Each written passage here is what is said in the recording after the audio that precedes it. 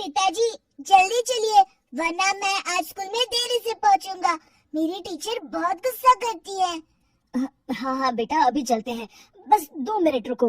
तभी रमेश की पत्नी कमरे से बाहर आती है और रमेश से कहती है, सुनिए जी, आज शाम को आप ऑफिस से जरा जल्दी घर आ जाइएगा। याद है ना, आज आपको मुझे शॉपिंग कराने के लिए लेकर जाना है। अरे भाग्यवान, इस महीने हाथ जरा तंग है। मेरी मानो तो शॉपिंग का विचार कुछ दिनों के लिए अपने दिमाग से निकाल ही दो। मैं तुम्हें अगले महीने पक्का शॉपिंग कराने ले जाऊंगा। अभी मुझे चलना चाहिए, वरना राजू को स्कूल पहुंचने में देर हो जाएगी। देखिए जी, अब आपके ये बहाने पुराने हो चुके हैं। मैं कुछ नहीं जानती। आज शाम को मुझे शॉपिंग करने जाना है, मतलब जाना है। आगे आपकी मर्जी। अच्छा ठीक है भाग्यवान, अब तुम पूरा घर सर पर मत उठाओ, मैं कुछ करता हूँ। इतना कहकर रमेश अपने बेटे राजू को लेकर वहाँ से चला जाता है। घर से निकलने के लिए रमेश जैसे ही अपनी मोटरसाइकिल शुरू करता है, तभी उसकी माँ उसे आवाज देकर कहती है, अरे रमेश, आज शाम को मुझे कुछ पैसे दे देना। याद है ना, मैंने तुझसे कहा था कि मुझे मंदिर में चढ़ावा चढ़ाना है। अरे माँ, मेरी तनख्वाह आने में अभी 10 दिन बचे हैं। अभी मेरे पास बिल्कुल पैसे नहीं है। हाँ, मेरी तनख्वाह मिलते ही मैं तुम्हें पैसे दे दूंगा। रमेश की माँ चिढ़कर कहती है, अरे तेरा दिमाग तो खराब नहीं हो गया? मैंने तेरे भरोसे मंदिर के पुजारी जी से वादा कर दिया है और तू कह रहा है कि पैसे नहीं है। अब मैं पुजारी जी को क्या जवाब दूंगी? तुझे तो मेरी इज्जत की भी कुछ परवाह नहीं है। अच्छा ठीक है माँ, अब तुम गुस्सा मत करो, मैं शाम तक कुछ इंतजाम करता हूँ। इतना कहकर रमेश वहाँ से चला जाता है। फिर दोपहर को जब रमेश अपने दफ्तर में बैठा होता है, तब उसे अपनी पत्नी और माँ की बातें याद आती हैं। रमेश अपने दफ्तर के एक साथी मोहन से कुछ रुपए उधार मांगता है।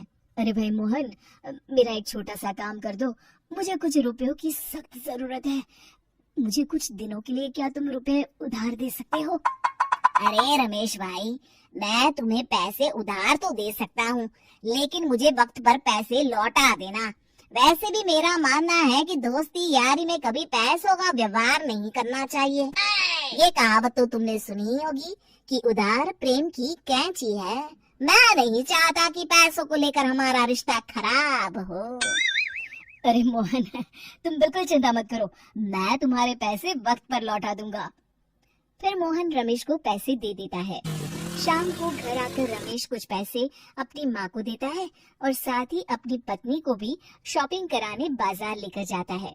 रमेश की पत्नी और उसकी माँ का स्वभाव जरूरत से ज्यादा खर्चीला होने के कारण दोनों हमेशा बेवजह पैसे खर्च करती हैं।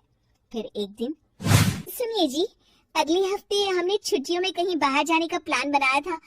आपने पैसों का इंतजाम कर लिया ना?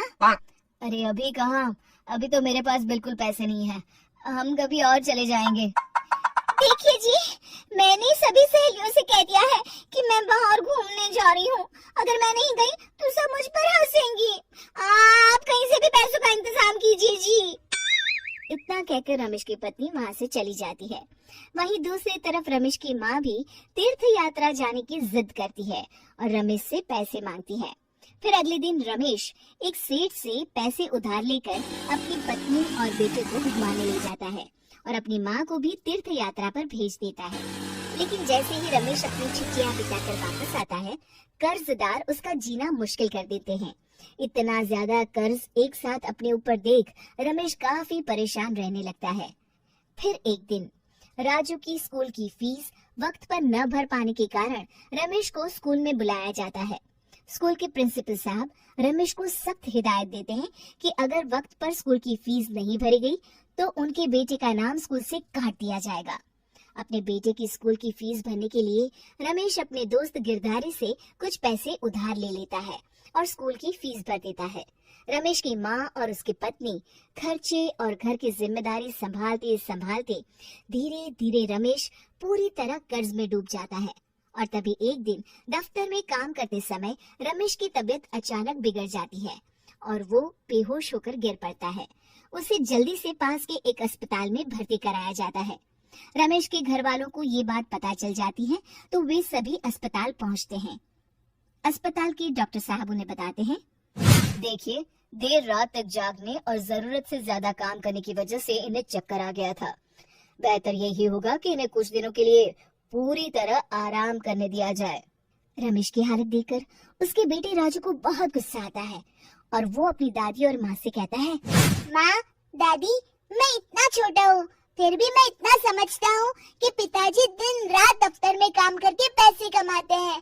पिताजी अकेला पूरा घर संभालते हैं और आप दोनों अपने फिजूल के खर्चों के लिए उन पर दबाव डालते रहते हैं। आज पिताजी की हालत के जिम्मेदार तो आप दोनों हैं।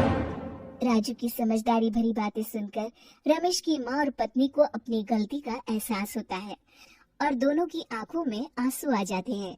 फिर कुछ दिनों के बाद रमेश की तबीयत एकदम अच्छी हो जाती है और वो पहले की तरह अपने काम पर जाने लगता है। रमेश की माँ और पत्नी अब उसे किसी प्रकार की कोई तकलीफ नहीं देते और ना ही उससे किसी चीज की मांग करते हैं। फिर देखते ही देखते रमेश अपने कर्ज के सारे पैसे चुका देता है।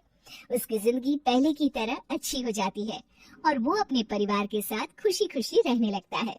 शिक्षा, हमारे रिश्ते एक तराजू की तरह होते हैं जिसकी दोनों ओर जिम्मेदारी और समझदारी का वजन बराबर होना चाहिए।